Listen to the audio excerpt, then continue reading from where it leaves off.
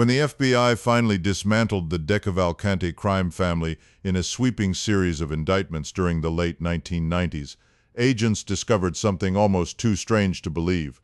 The real mobsters had been watching The Sopranos on TV and complaining that the show was based on them. In the wiretapped conversations of acting boss Vinny Ocean Palermo, recorded between 1999 and 2001 in the diners, social clubs, and cars of northern New Jersey, made men openly discussed which characters on the HBO series matched which members of their own organization. So, how did a mid-tier New Jersey Mafia family, long overshadowed by the 5 legendary families of New York, end up inspiring one of the most celebrated television characters ever written?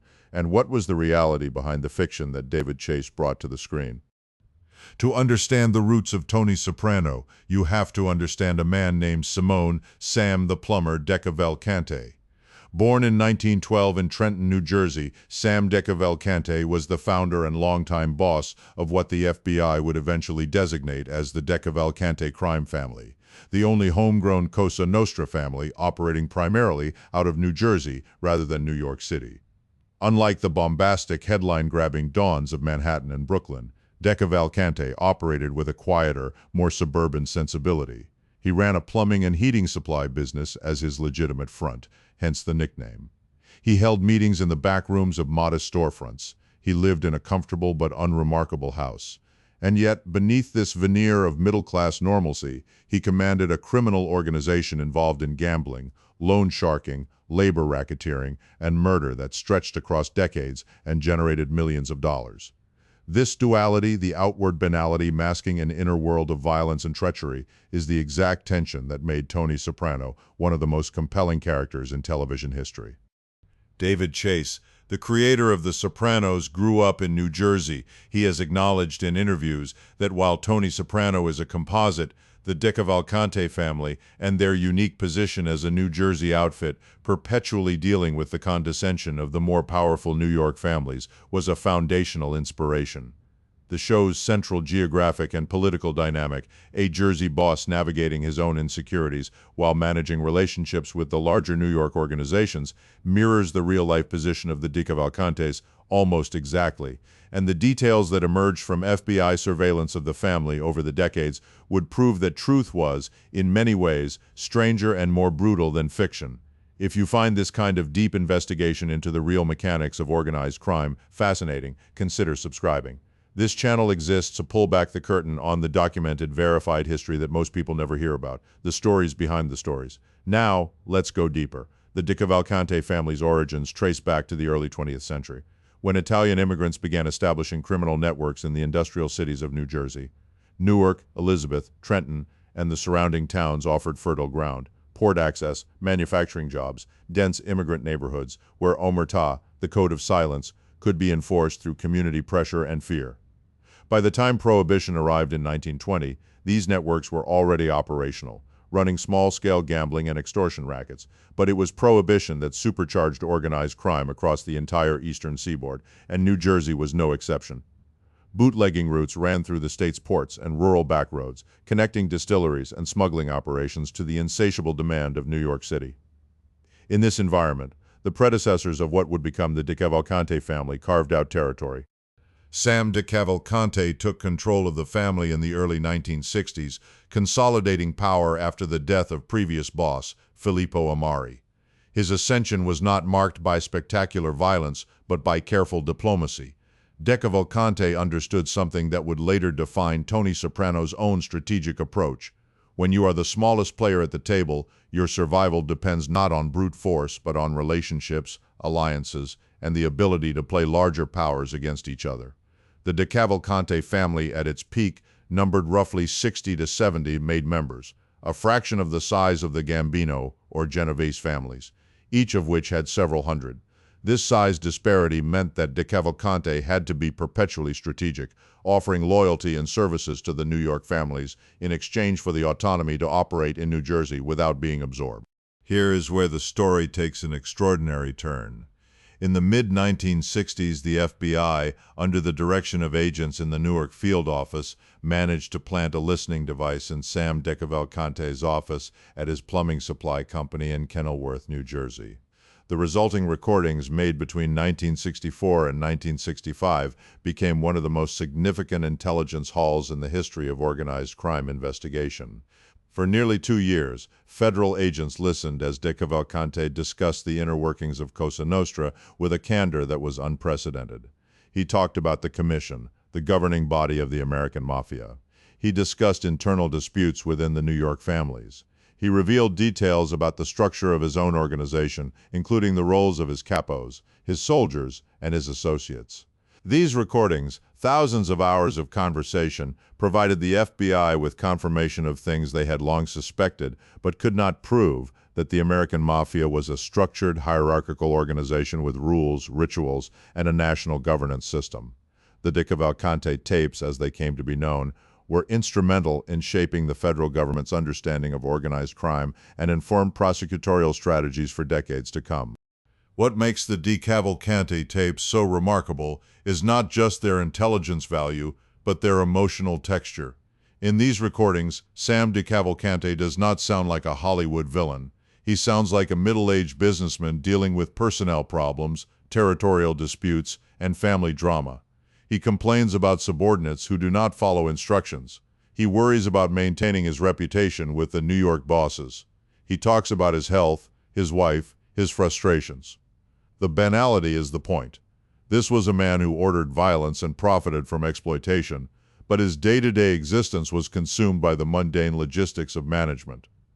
David Chase captured this dynamic with surgical precision in The Sopranos, where Tony's life is defined not by constant gunfire, but by meetings at the Bada Bing, arguments with his mother, and the grinding anxiety of leadership. The parallel is unmistakable because the source material was real. But Sam DeCavalcante was only the beginning of the story. After his imprisonment in 1969 on charges related to a conspiracy to commit extortion, leadership of the family passed through a series of hands. Giovanni Righi, known as John Righi, took over as boss in the 1980s and would lead the family through a period of significant expansion and equally significant internal turmoil. Righi, a labor union official by day, used his position in the International Union of Laborers to embed the family deeply in construction rackets across New Jersey. This gave the DeCavalcantes a reliable revenue stream and political influence that extended well beyond traditional street crime. Under Righi, the family became involved in the waste hauling industry, a sector that, in New Jersey during the 1980s and 1990s, was thoroughly infiltrated by organized crime. The garbage business, with its municipal contracts, territorial monopolies, and cash-heavy transactions, was a perfect vehicle for mob control. Companies that refused to cooperate faced threats, property damage, or worse. Those that played along kicked up a percentage of their profits to the family. This racket alone generated millions of dollars annually. Consider a striking detail that illustrates how deeply embedded the DeCavalcantes were in the legitimate economy of New Jersey. In 1990, the New Jersey State Commission of Investigation released a report documenting organized crime's control of the solid waste industry, naming the DeCavalcante family as one of the primary organizations involved. The report described a system in which mob-connected haulers divided territory among themselves, fixed prices, and intimidated competitors out of the market. Customers, municipalities, and businesses had no real choice but to pay inflated rates. The economic impact was measured in hundreds of millions of dollars over time. This was not a sideshow. This was a systematic corruption of a basic public service, and it operated in plain sight for years. Now, while John Righi managed affairs from behind the scenes, especially after his own imprisonment in 1990 on racketeering charges, the day-to-day operations of the DeCavalcante family fell to a series of acting bosses whose tenures were marked by increasing paranoia, violence, and betrayal. This is where the story accelerates. In the mid-1990s, a man named Vinny Ocean Palermo rose to the position of acting boss. Palermo, who ran a construction firm and had interests in nightclubs and real estate, embodied many of the characteristics that viewers of The Sopranos would later recognize in Tony Soprano: charisma, volatility, a capacity for both charm and sudden violence, and an acute awareness of the pressures bearing down on his organization from law enforcement and from the New York families who viewed the DeCavalcantes as subordinates. Under Palermo's leadership, the DeCavalcante family became embroiled in a series of internal conflicts that would ultimately destroy it. One of the most significant involved the murder of Fred Weiss in 1989, a Staten Island businessman who had become entangled with the family. Weiss was killed on the orders of John Riggi after it was discovered that he was cooperating with a state investigation. The murder was carried out by members of the family and remained unsolved for years, a cold case that would later be cracked through the testimony of cooperating witnesses. Another murder that would prove pivotal was the 1992 killing of John D'Amato, who had served as acting boss before Palermo. D'Amato was murdered after rumors circulated within the family that he was bisexual and had been frequenting a sex club in Manhattan. In the rigid, hypermasculine culture of Cosa Nostra, this was considered an unforgivable transgression. The decision to kill D'Amato was reportedly sanctioned by Riggi from prison.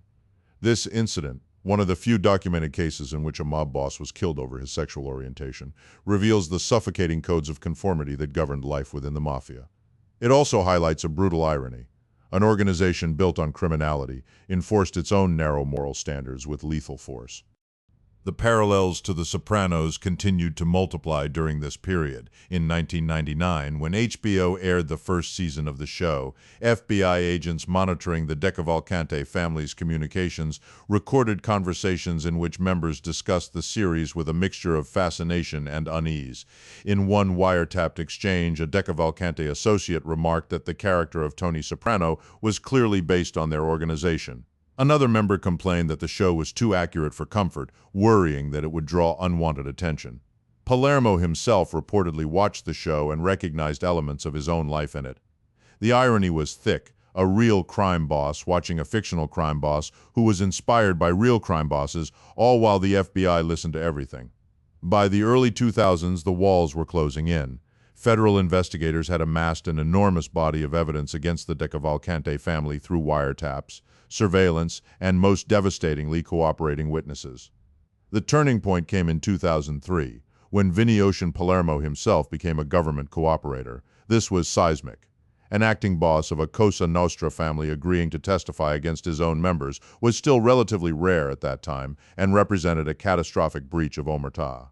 Palermo's decision to flip was driven by a combination of factors: the weight of evidence against him, the prospect of a life sentence, and reportedly fears for his own safety within the organization. He provided testimony that led to the conviction of numerous DeCavalcante members and associates on charges ranging from racketeering to murder. Palermo's cooperation also shed light on the family's relationship with the New York organizations, confirming what the FBI had long suspected, that the DeCavalcantes, despite their pretensions to independence, were effectively a satellite operation of the larger New York families, particularly the Gambinos and the Luccheses. They were expected to defer to New York on major decisions, share profits from certain rackets, and provide manpower when called upon. This subordinate status was a constant source of resentment within the family, a dynamic that David Chase exploited brilliantly in The Sopranos, where Tony's interactions with New York boss Carmine Lupertazzi and later Phil Leotardo are defined by simmering tension and mutual contempt. The aftermath of the DeCavalcante takedown was devastating for the organization. By the mid-2000s, the family was functionally dismantled. Key members were imprisoned, dead, or in witness protection. The rackets they had controlled, construction, waste hauling, gambling, loan sharking, were either taken over by other organizations or disrupted entirely by law enforcement pressure. The family's territory in New Jersey, once a reliable base of operations, became contested ground. Younger members, lacking the connections and institutional knowledge of the older generation, struggled to maintain operations. The DeCavalcante family did not disappear entirely. Remnants continued to operate, and occasional arrests in subsequent years confirmed that some level of activity persisted. But the organization that Sam DeCavalcante had built and that John Riggi had expanded was effectively broken. It is worth pausing to consider a broader pattern that the DeCavalcante story illustrates. The decline of traditional organized crime in America was not the result of any single investigation or prosecution. It was the cumulative effect of decades of sustained federal pressure, beginning with the passage of the RICO Act in 1970, which gave prosecutors the legal tools to target entire organizations rather than individual criminals. The DeCavalcante tapes of the 1960s were an early milestone in this campaign.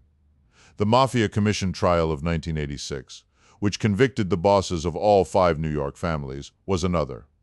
By the time the DeCavalcante family collapsed in the early 2000s, the American Mafia was in systemic decline across the country. The old neighborhoods were gentrifying, the code of silence was eroding, and the federal government had developed a sophisticated, well-funded apparatus for dismantling organized crime networks. The DeCavalcantes were not just victims of their own internal dysfunction, they were casualties of a historical tide. But here is something that complicates the neat narrative of triumph over crime. While traditional Cosa Nostra families declined, organized crime itself did not disappear. It evolved.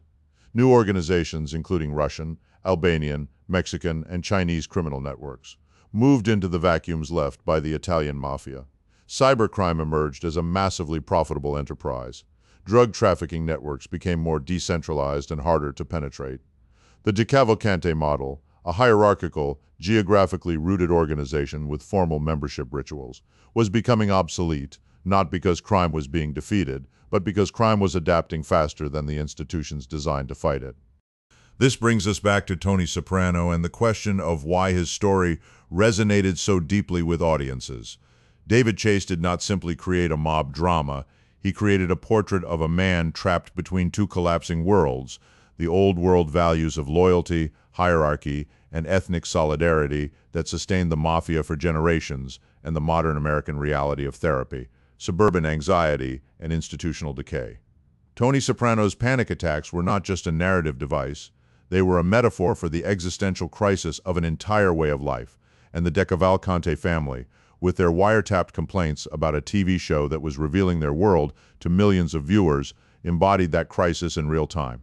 They were watching their own mythology being dissected on screen while their organization crumbled around them. The specific echoes between the DeCavalcantes and the Sopranos are numerous enough to fill volumes. Tony's relationship with his uncle Junior, the aging boss who resents being sidelined, mirrors the tensions between John Riggi and the acting bosses who ran the family during his imprisonment. The constant threat of informants within Tony's crew reflects the epidemic of cooperation that devastated the DeCavalcantes. The show's depiction of the garbage business as a mob-controlled industry was taken directly from the New Jersey reality. Even smaller details like the social clubs, the strip club headquarters, and the family gatherings where criminal business is conducted alongside holiday celebrations were drawn from the documented world of the DeCavalcante organization. There is one more figure worth examining in this context, Anthony Rotondo, a DeCavalcante capo who became a government cooperator in 1999. Rotondo, the son of a former DeCavalcante underboss, grew up inside the organization and rose through its ranks. His decision to cooperate was driven partly by disillusionment and partly by self-preservation, a combination that would be familiar to any viewer who watched the character of Big Pussy Bonpensiero on The Sopranos navigate his own impossible position as a mob soldier turned FBI informant. Rotondo's testimony provided detailed accounts of the family's internal operations, including its commission of murders, its control of union locals, and its relationships with corrupt public officials. His cooperation, combined with Palermo's, created a cascading effect in which the organization essentially consumed itself from within. The DeCavalcante story also intersects with one of the most notorious events in organized crime history in a less obvious way, when John Gotti, the flamboyant boss of the Gambino family, was convicted in 1992, largely on the testimony of his underboss Sammy the Bull Gravano. The reverberations were felt across all Cosa Nostra families, including the DeCavalcantes. Gravano's defection shattered the myth that high-ranking made men would never break omertà. It established a precedent that made subsequent cooperations, including those of Palermo and Rotondo, psychologically and culturally possible.